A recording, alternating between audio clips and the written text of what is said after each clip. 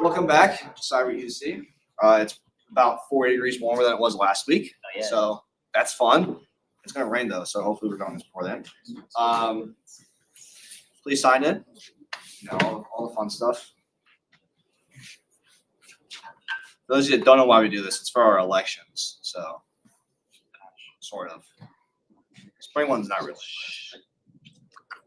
Your mic's really sensitive. Yeah, I know this.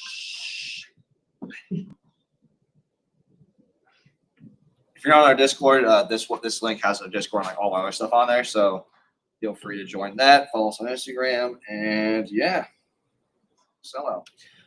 All right, announcements. This is gonna be the last week for NCL spring season, like pre-registration stuff. So again, we're sponsoring 12 players. That doesn't mean if you don't get sponsored, you can't play. You just have to pay for the $35 fee out of your pocket, essentially. The registration for that will be on the next slide. Pico CTF that we're as a club are doing. That's March 7th. Lab is tomorrow at 6. This weekend is the Rev UC Hackathon. If you sign up now, you'll probably be put on a wait list. But the CTF is remote, and the winners do get flippers. So if you missed out on that for Bearcat, I recommend you check that out. I learned that today. I don't know if I was supposed to know that, but I do know that. So, yeah, if you want flippers, compete. I'm assuming teams of 4, and that one is fully remote. So, I did not update the yes. Meeting today is low-level security. Next week, we're bringing in Aon Consulting. They are a cybersecurity consulting firm amongst many other things.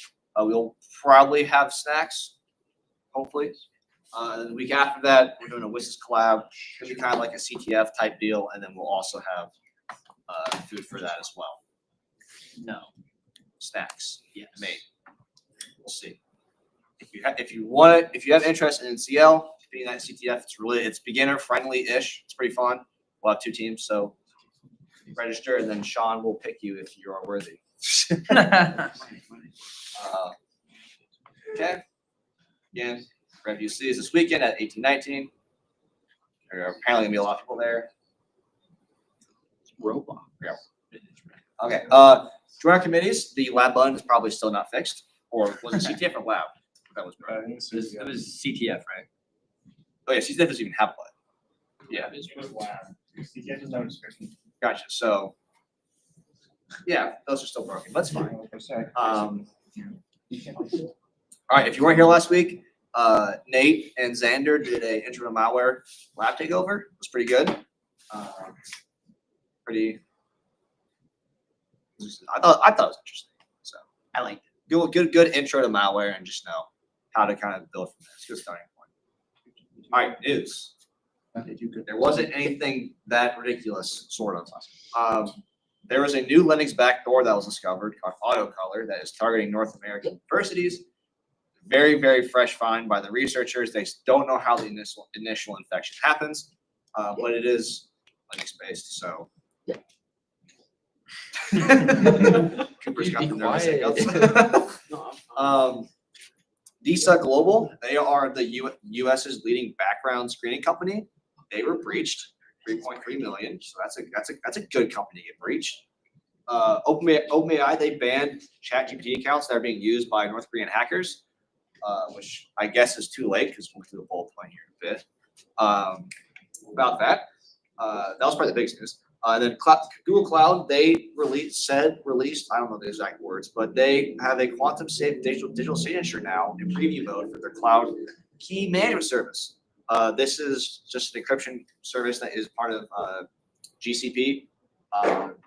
So, it's quantum safe because it's allegedly what is hard to break or, with quantum computers.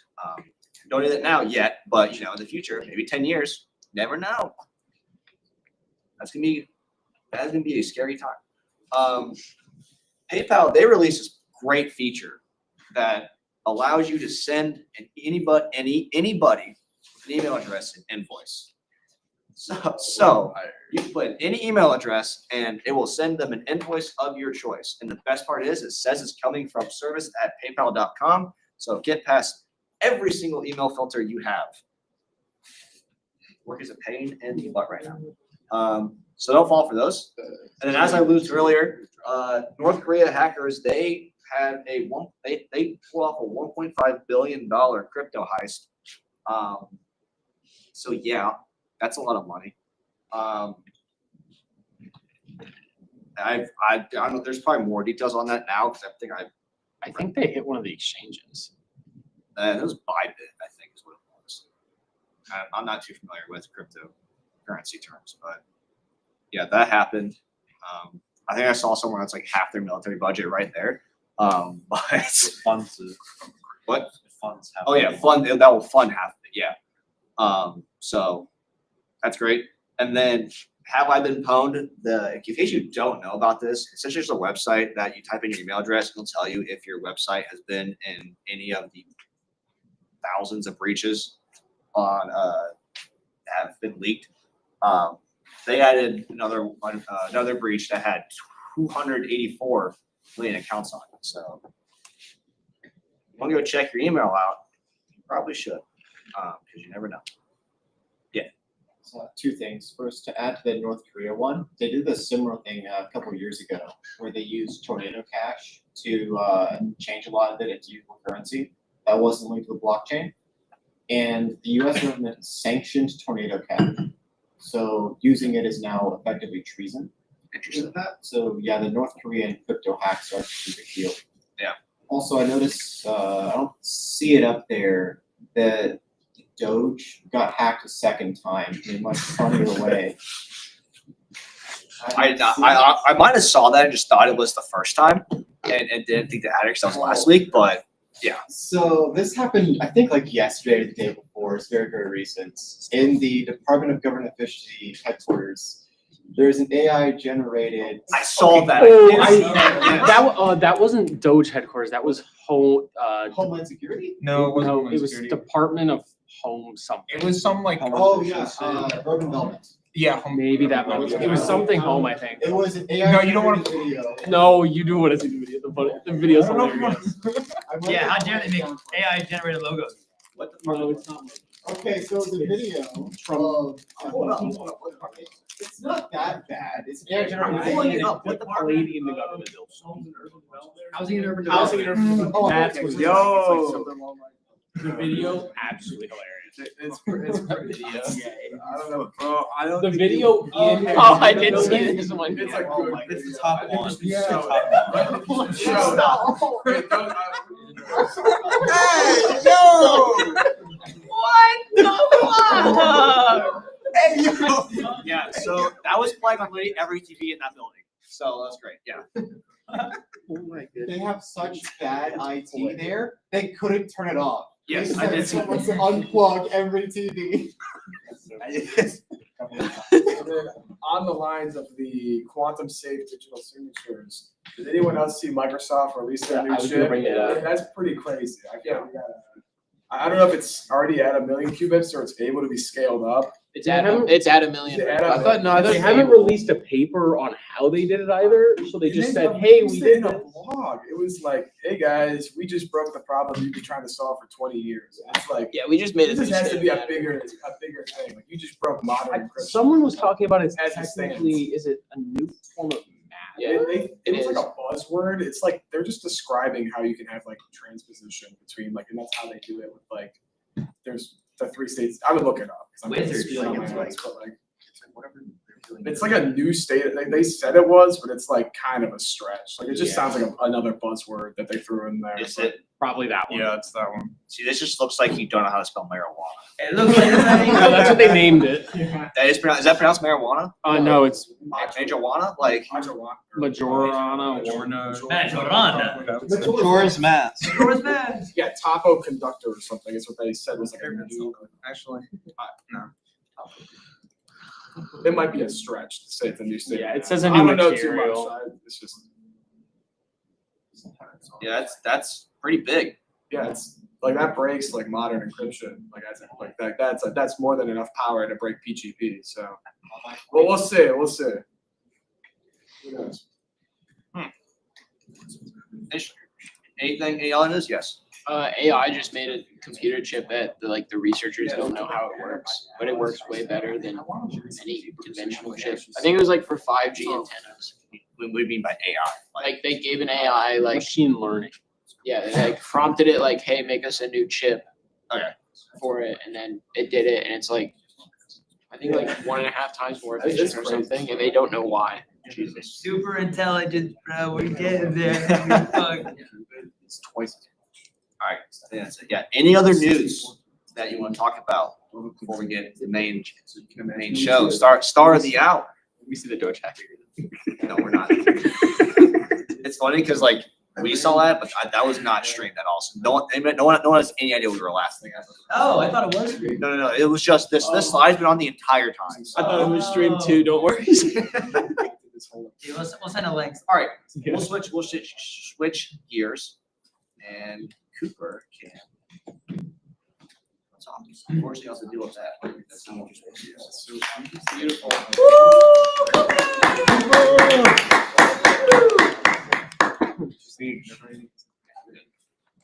All right, welcome. This is Low Level Security featuring Meltdown. I was gonna do Spectre as well, but I ran out of time.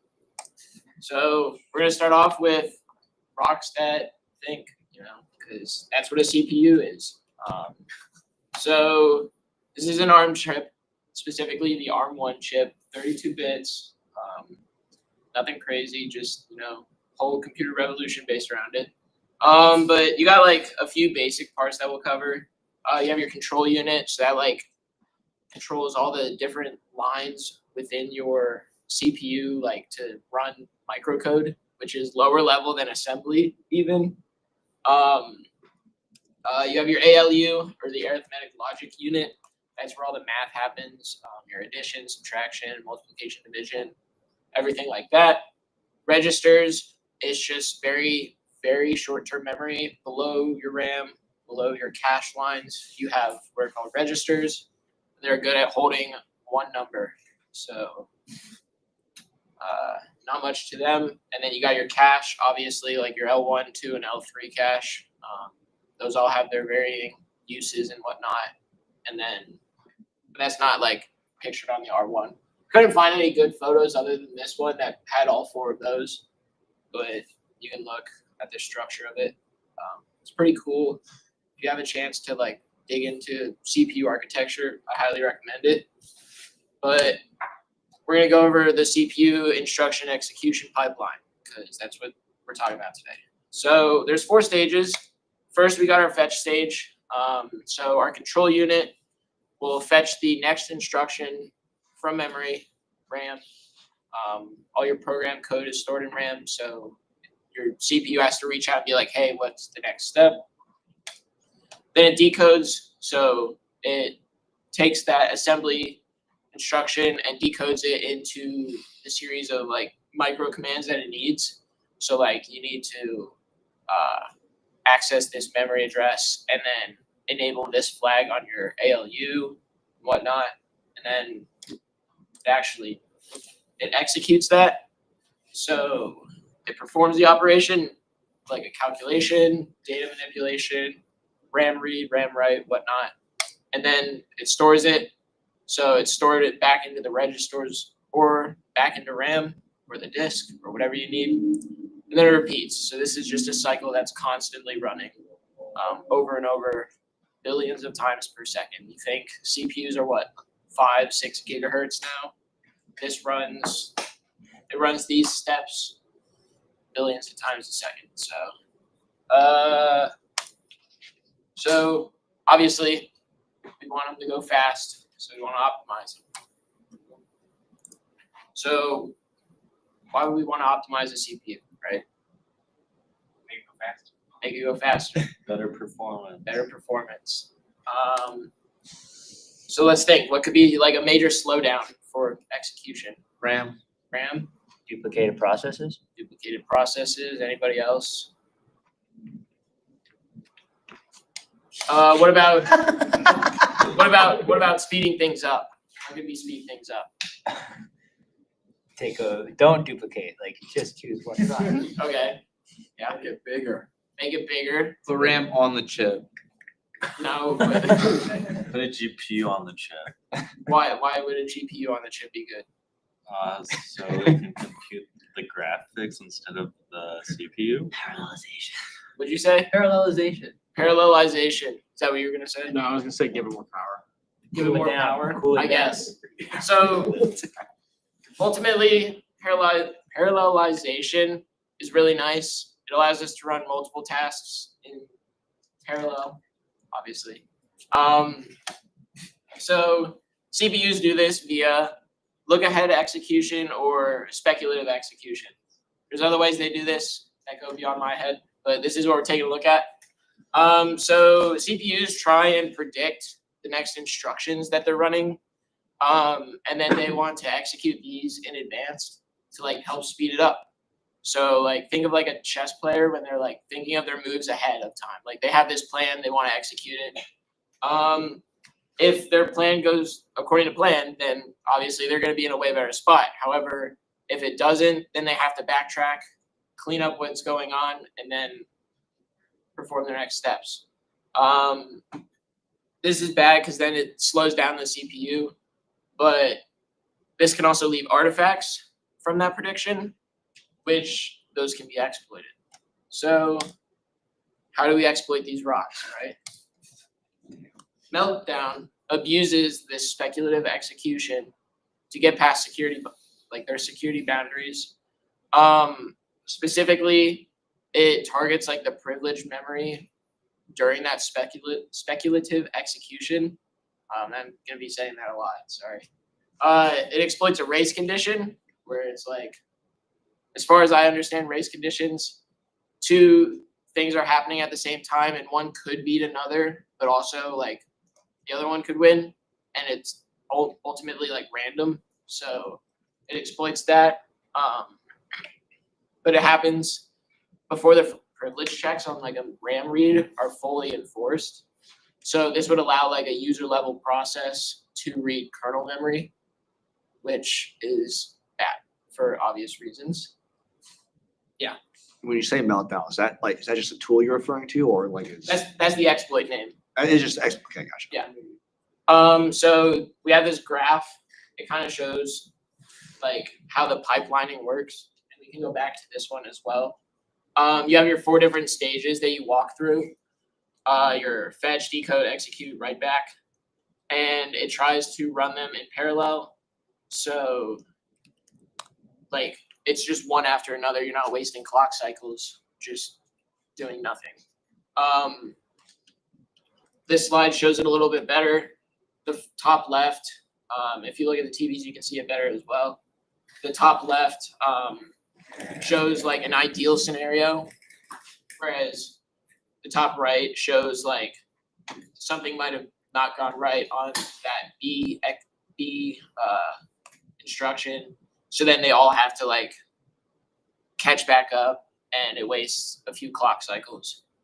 The bottom 2 graphs show meltdown, where sure you're doing that speculative execution and you're like pipelining it and making them run in parallel, but if it does it wrong, it has to switch and like catch itself back up, redo some of the instructions. But you can see down here where that orange, these few orange ones are, that's like the artifacts that are left over. So we go and exploit that. So here is the meltdown exploit, and I'll explain this very thoroughly, or as thoroughly as I can. But this is it's technically 7, but I broke it into 8 for beauty reasons, but 7 lines of code that run the meltdown exploit. So this is assembly, x86 assembly. If you're not familiar with it, that's okay.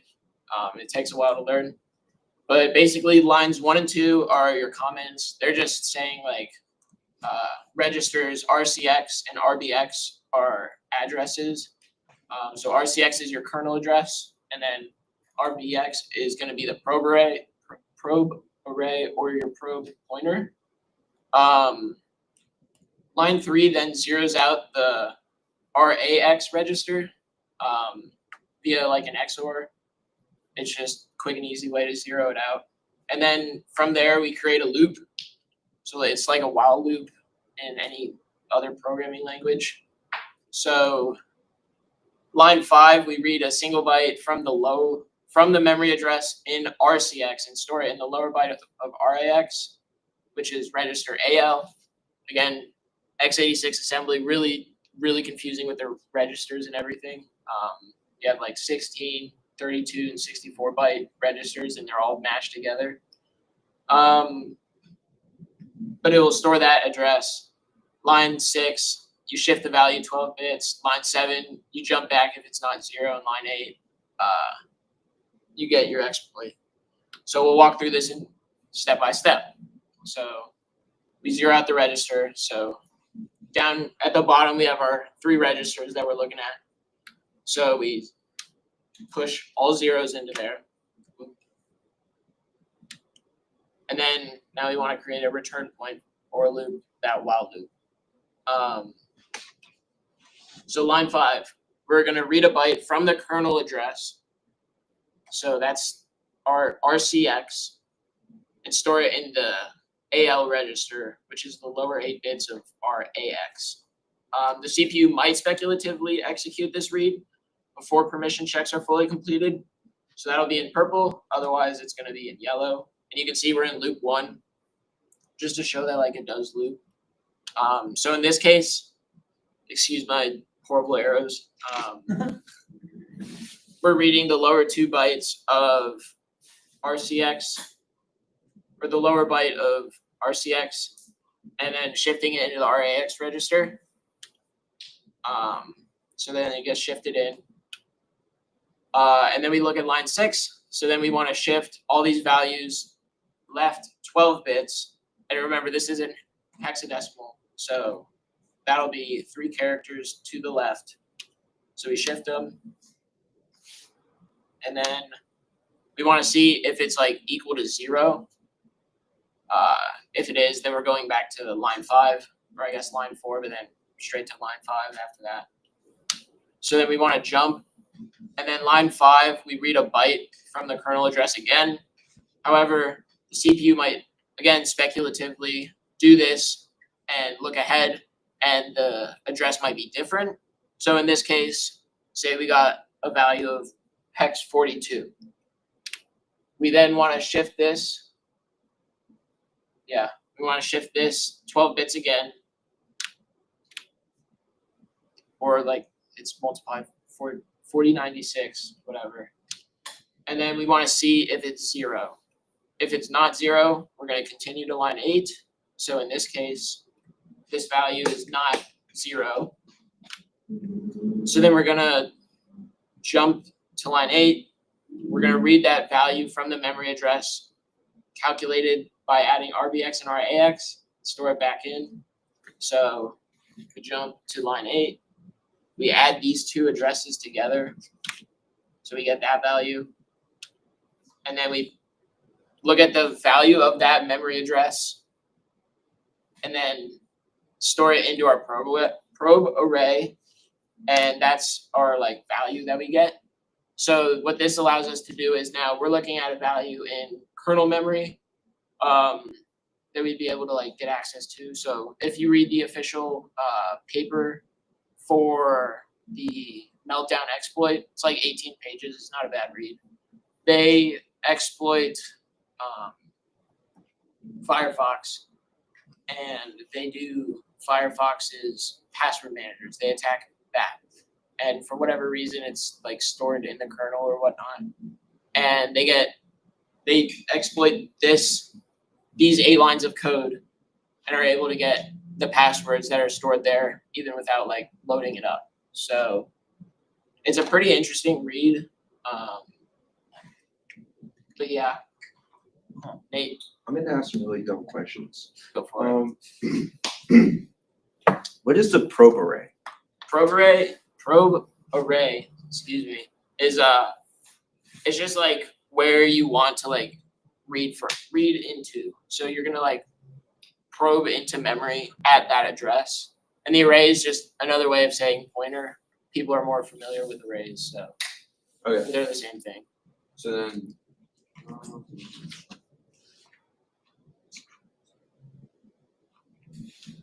When was this paper published? When? Is this like a new thing or is this like a bit of? Meltdown. Wow. You missed about 4 letters there. 2031, what the fuck? It's been cited that many times. Oh. What the hell? I saw 2015, so it's after that. Control F 2015. I know it's very recent. There's a 2018. There's a 2018 reference. But it does affect most, if not all, of the Intel chips before this paper was released. So, I want to say, yeah, they tested it on all of these different CPUs. And they were all able to exploit the same thing, doing the same bit of 8 lines of code. They Huh? able to do it on the cloud? What does that mean, the environment cloud? I have no idea. Is you see environment cloud? You see where it's like blah, blah, blah, blah, blah, cloud? But yeah, it's on, I think it's like 30 years worth of CPUs they had this exploit until it got patched, so. You mentioned earlier it takes advantage of race conditions. Does that mean that we have to only do this on a process that's currently running? Or can a process conclude, say Firefox? Could we find the passwords after Firefox is closed? Or do we need to exploit a running process? That's a good question. I think it is a running process. They said it in here.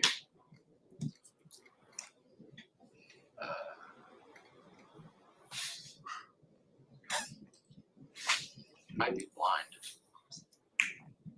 Memory dump in Firefox, which had disclosed passwords. Yeah. So I think Firefox does have to be running in this case. And they do recover passwords from it. So if you come to lab, you can learn about processes and all that jazz. So Can you go back to the code real quick? I'm trying to fully understand this. the assembly code, Yeah, on your. so on the slide, Is that 42? Is that just random or is that? yeah, that was just an arbitrary value. Because you showed at first like that you pulled the last 2 zeros. Yeah, So what it, was that like? they're all arbitrary values. So It's like, in this case, is it like, would you extract all of these via memory dump? Is that how you get? Yeah, export so them? you, as far as I understand it, because this is beyond me, this line 5 is where your race condition comes in. Wow. So this is where it like will speculatively read memory at that address, even if you're not allowed to. But the privilege checks don't happen till later on in the code. So even down like line 8 or beyond, your privilege checks might not happen for these speculative readings. And so it would dump information into a different part of memory, and then you'd be able to read that information. I don't know whose hand I saw first. Yours? Okay. I may have said this earlier when I was out of the room, so I'm sorry if that's the case, but I mentioned the papers specified Ubuntu and you're talking about privilege checks. So Yeah. Are there certain OSs or OS versions in which this does not work that are safer from this than others? Nope. They did Windows, Linux, There was a phone one too. Yeah. Android.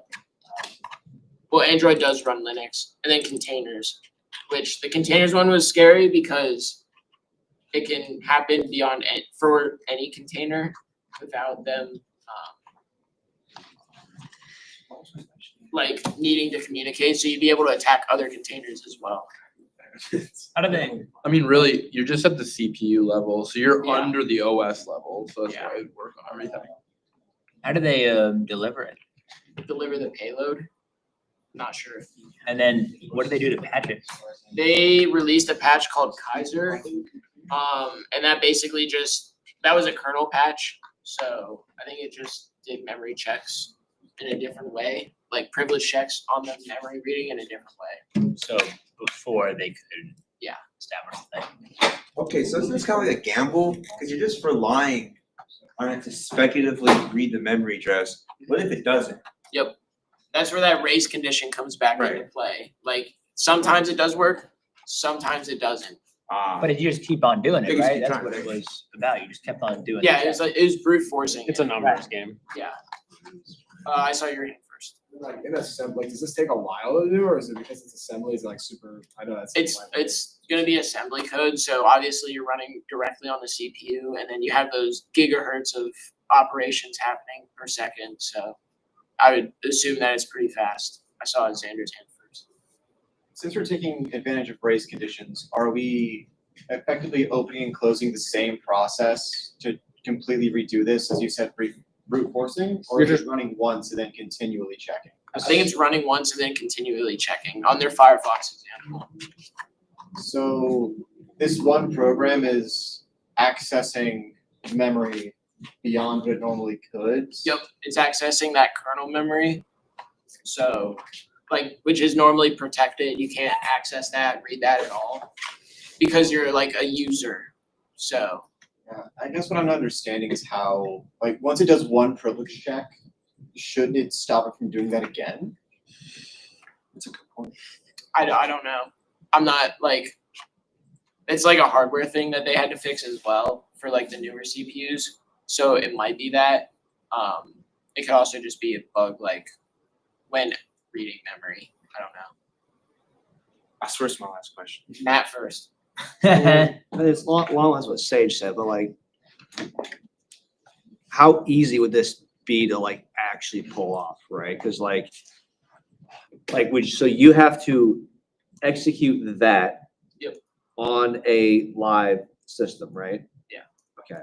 So okay, I gotcha. How do you specify for it to run on the kernel, right? You need to target the kernel, right?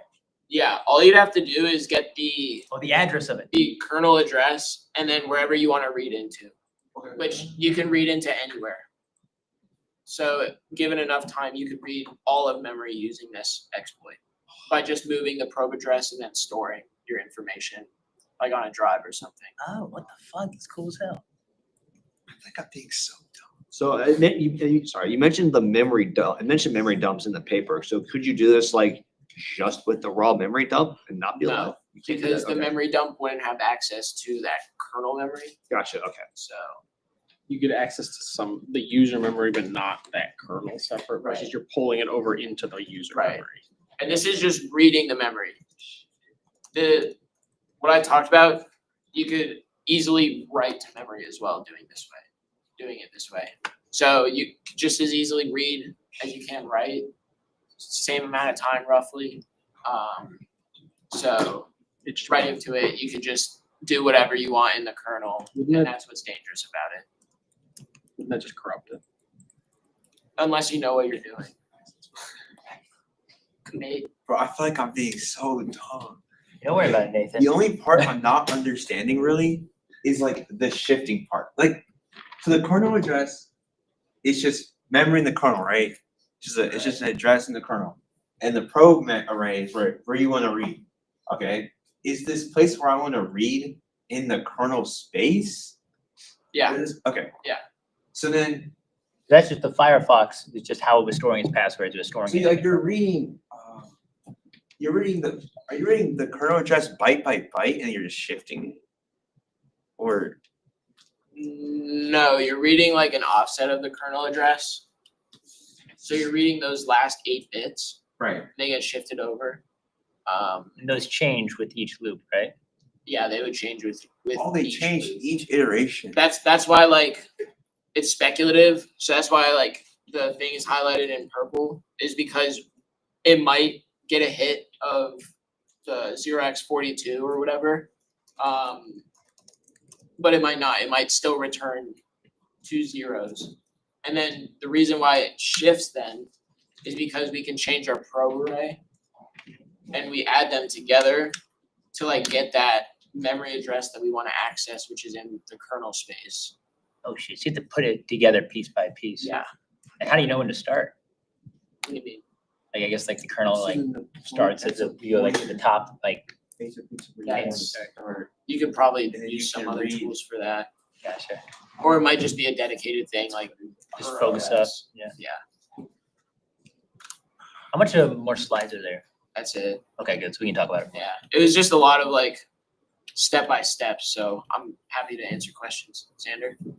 So for shifting it, is it possible that we could take a chunk of memory and copy it to what the process already has, what our malware process already has allocated, so we can look at it longer?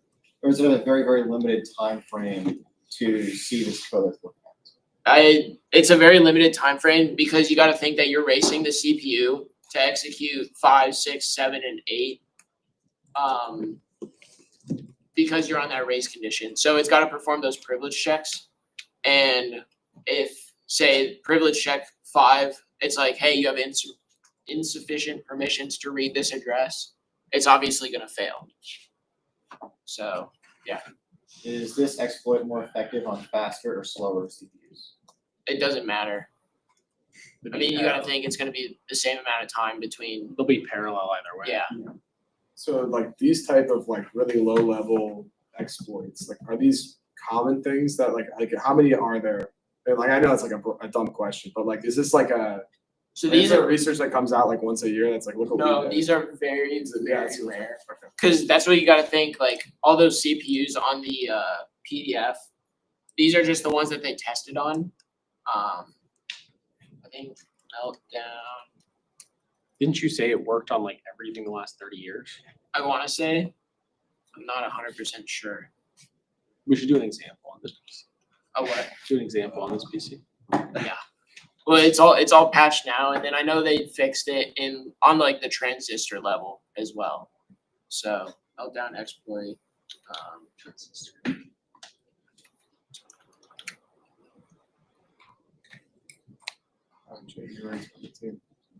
Yeah. Let's scroll back to the top. Intel processors since 1995. Wow. God. Wow. What is Spectre? Is it a, It's like a similar one. I didn't have time to cover it, oh, good. but there's another paper on Spectre as well, and I can put these two. Do you wanna papers link in- those? Yeah, I can. You do it. We go back to the AI overview and scroll to the bottom. Oh, boy. So Spectres. So they found new vulnerabilities in 2023. Called Spectre HD. Yeah. Yeah. That's a hardware issue. So you would need to physically remove the chip and put in a new one. Is it, or can you just patch the way that Firefox, it's like specifically for Firefox, right? No, it's for anything. They just use Firefox as the example. Oh, shit. What other, Well, you can read all- Anything. that uses the kernel? Yeah, yeah. use the Yeah, kernel. literally any CPU, any piece of RAM, like anything. As long as it's not like ARM, because the instruction set's gonna be different. So don't store your passwords on the kernel. You don't have a choice. The kernel is, Everything runs on the kernel. yeah, the kernel is below your operating system. Right. So it's what communicates between your hardware and your operating system. If you don't store it on the kernel, then You store it like on a file-based environment. that's someone else. That's true. No. Like, it's literally like Sevens are off the CPU. top of your head, do you know? And then operates like this. So in order for something to run, Like another example of like a CPU exploit. through. What's up? Like, Do why you know the other Firefox use? examples that have been, like other circumstances like this, where it's just like, this is like a one-off thing, where it's just like. I know Spectre was a big one, but other than that, not off the top of my head. Xander. So this doesn't work on ARM, correct? Correct, because the instruction set for ARM is gonna be different. Is there an ARM version of this or no? I doubt it. So we've actually found at least one reason to use Max. The new Surface And 7 battery is ARM. life. Yes. The new Surface 7 is ARM Are 64. they qual, is it, no, it's Qualcomm. I don't know. I just know it's ARM 64. Their trash is why, no one wants to hack it. Should I just post Show me. YouTube video cover.